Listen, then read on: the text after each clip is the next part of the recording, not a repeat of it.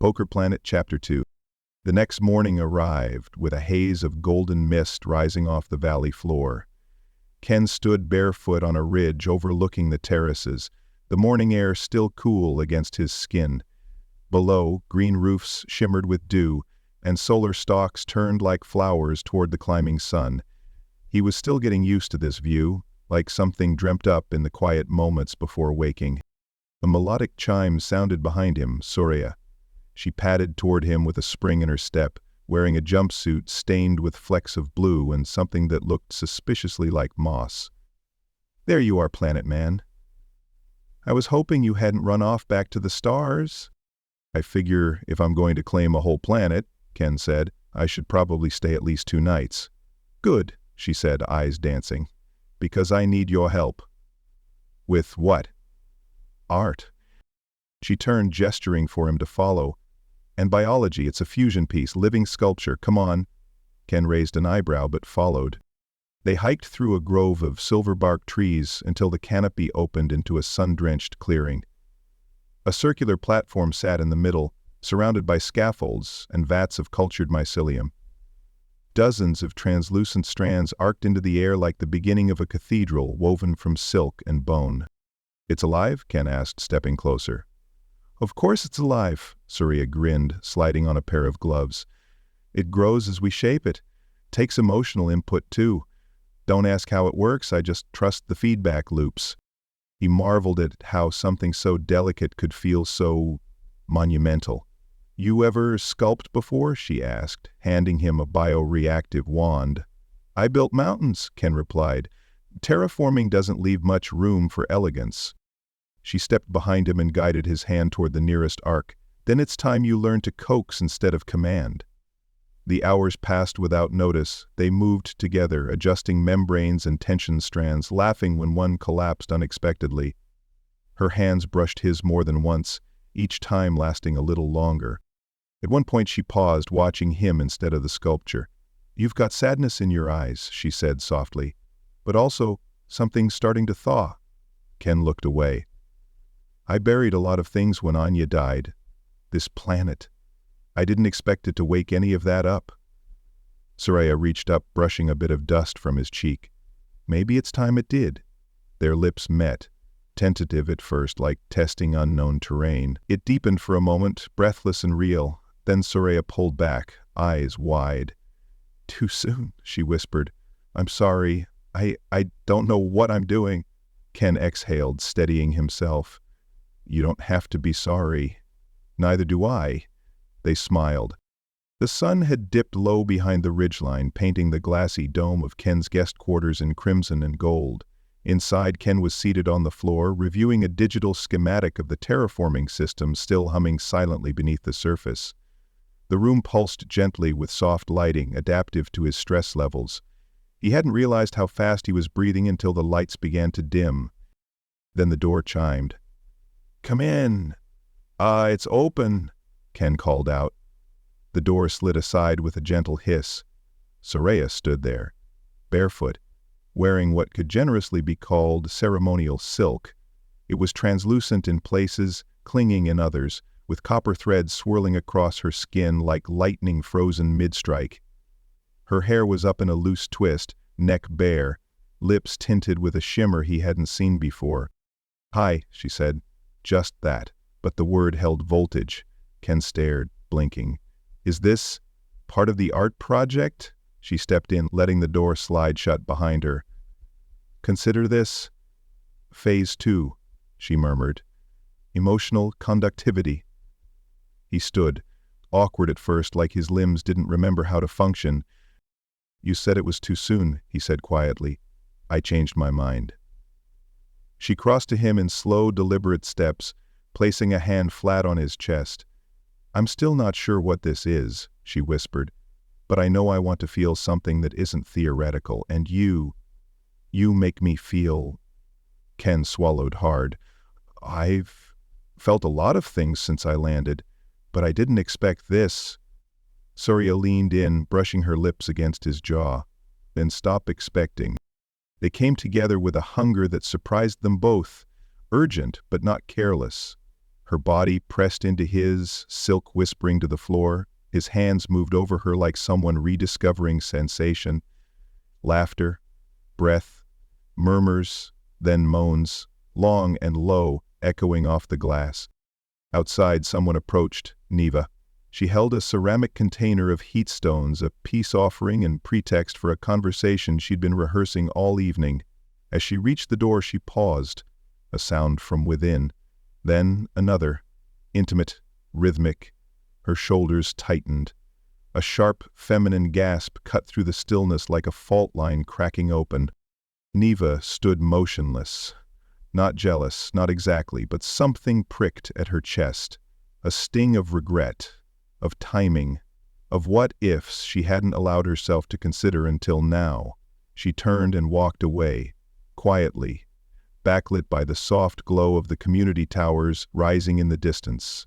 The morning after Ken emerged from his quarters, squinting against the sunlight, hair tousled, shirt inside out, he stretched, yawned, then caught the stairs. Two young technicians passed him with grins they didn't bother to hide. One mimed applause behind his back, another simply nodded with exaggerated respect. "Welcome to the planet," someone called out from a rooftop. Ken blinked, half amused, half mortified. "I feel like I missed a memo." "You missed everything," came the muttered reply from someone on a balcony. Soraya was nowhere to be seen. She'd left at dawn, whispering something about letting the moment breathe. He wasn't sure what that meant, but he appreciated not being woken up with a camera crew. He shuffled toward the community gardens in search of coffee, and there, under the shade of a hanging orchard, was Neva. Sitting alone, watching, she said nothing. Just sipped from a tall flask, her eyes following his slow, awkward shuffle with unreadable calm. Ken offered a sheepish wave. She lifted her cup, and that was it. The fire between them hadn't started, but it hadn't gone out either. Not yet. Shy, awkward, but warm. Something had begun. Later that evening, Ken found Neva alone in a hydrolab, calibrating a nutrient stream with surgical focus. "She's something," Ken said, standing in the doorway. Neva didn't look up. "Which she?" "Soraya." At that, Neva glanced at him. "She invited me to help on that living structure of hers. We kissed. Then didn't." Neva turned back to her controls, but her expression softened. "She means well, but she leaps before she thinks. Always has. It's how we lost our first home, in a way." Ken stepped inside, unsure whether to sit or stand. "I lost someone too, my wife. Anya.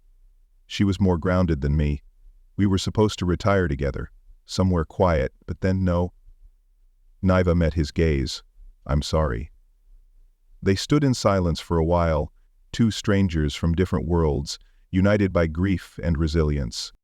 "Be careful with her," Neva finally said. "She feels things deeply, doesn't always know what to do with it." "I'll try not to be another crash site," Ken replied. Neva surprised him with a quiet laugh. "Good, because I think she already likes you more than she realizes." Meanwhile, in a sunken bathhouse carved into the rock, Soraya floated in warm, mineral-rich water, her thoughts drifting. She hadn't expected him to be kind, or funny, or broken in the same way. Neva entered quietly, wrapped in a dark robe. "He's not what I expected," Soraya said. "I'm starting to think that might be a good thing," Neva replied, slipping into the water beside her. Soraya's voice dropped to a whisper. "I think I'm already smitten." Neva hesitated, then smiled faintly. "Then we have a problem." Soraya looked up, confused. "Because I might be too." The silence between them stretched, not angry, just real, and somewhere above the valley the living sculpture pulsed softly in the moonlight, taking shape. The amphitheater carved into the hillside was open to the sky, its stone seats layered in smooth terraces that curved like ripples around a central stage. Bioluminescent vines crawled up the columns, pulsing softly in shades of violet and teal. The entire colony had gathered. On the platform stood Ken, wearing the simple white and gray formal wear of New Terra. Beside him stood Neva, hair braided, composed as ever. A projection sphere hovered between them, displaying the charter in translucent lines of scrolling text. Ken cleared his throat. "So, I won a planet in a poker game," he began, earning a ripple of laughter. "But I didn't win you. I didn't build this place. You did. This isn't a possession. It's a miracle. One I stumbled into, like a drunk into a temple. Soraya smirked from the crowd. Neva almost smiled. He continued, more serious now. We've worked out the terms. I retain legal ownership. It's the only way to shield this place from external claims and predatory interests. But governance, stewardship, and every decision that matters will belong to your council. The crowd murmured their approval. Neva stepped forward. We have formalized the structure, she said. Rotating councils, open participation, transparent archives, full autonomy in all internal affairs. If the stars come knocking, they'll find Ken Foster in the way. That brought real applause. Ken raised his hand. I have a few things to take care of, off-girl. Debts, documents, details. I'll be gone a little while. But I'll be back with supplies, tech, and anything you need to keep thriving. Soraya's expression flickered with pride, affection, and something else. Loss. Ken looked at her, held her gaze longer than custom allowed, then nodded once. I'm coming back. Count on it. He left that evening in a small courier ship, its engines glowing soft blue as it lifted through the crimson dusk. The people waved from the cliffs and towers. Soraya watched silently, fingers resting on her stomach. 3.5 months later, a sleek hauler descended toward the landing pad. Ken stepped off wearing a black utility coat, duffel over one shoulder, and a grin that cracked through the hard shell he'd carried for years. The valley hadn't changed, but he had. He came bearing crates of tools, fusion cells, rare earth metals, agricultural enzymes, and, at Soraya's request, a wildly impractical espresso machine. Word of his return spread fast. The moment he turned toward the council hall, he saw them, Soraya and Neva, waiting side by side at the base of the stairs. Soraya was radiant in a deep green dress that draped over her now round belly, one hand resting protectively against it. Neva stood tall beside her, arms crossed, but with a glint in her eyes that hadn't been there before. Ken froze, his voice caught. Is that? Soraya nodded, stepping forward. I told you we were compatible, she said with a grin. Ken looked stunned for only a moment, then he smiled. Not the awkward smile of a man in over his head, the full, unguarded joy of someone who finally saw the shape of something worth staying for. I brought you chocolate, he said. Soraya laughed and threw her arms around him. Neva lingered for a beat, then stepped forward too, placing a hand on his arm. Welcome home, Ken. He looked between them. Feels like I never left. They stood together as the sun sank behind the cliffs. 3 lives now entwined, a new story unfolding beneath the sky they all shared. The stars shimmered above the valley like spilled glitter across velvet. Inside Ken's quarters, now retrofitted into something between a cabin and a nest, the air was warm and scented with night bloom. He was just finishing a journal entry, half-dressed, reclining in the wide circular bed, when the door whispered open. 2 silhouettes stepped inside, backlit by soft hallway light.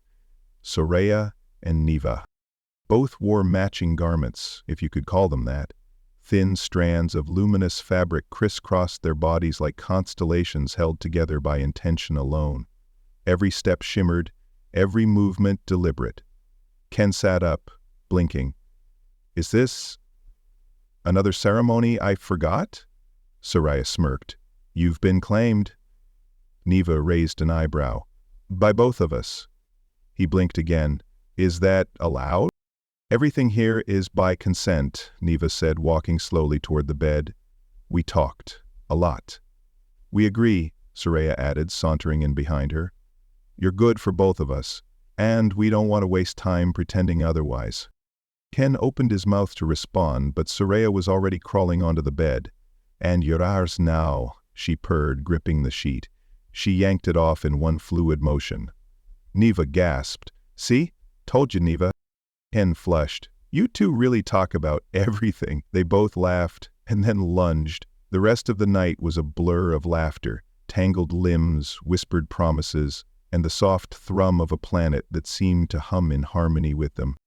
A few years later. A quiet grove just beyond the settlement.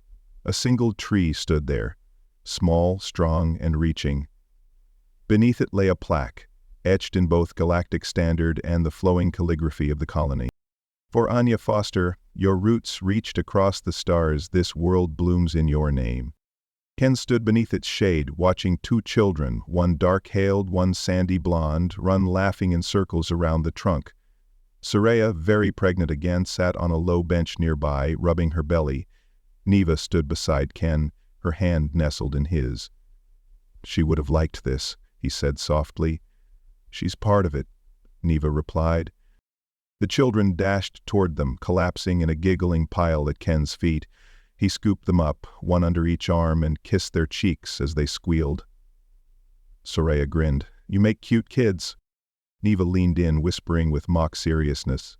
"Guess you're not going anywhere." Ken smiled, heart full. "I think I've already landed." "Good," Neva said, "because I want another one too."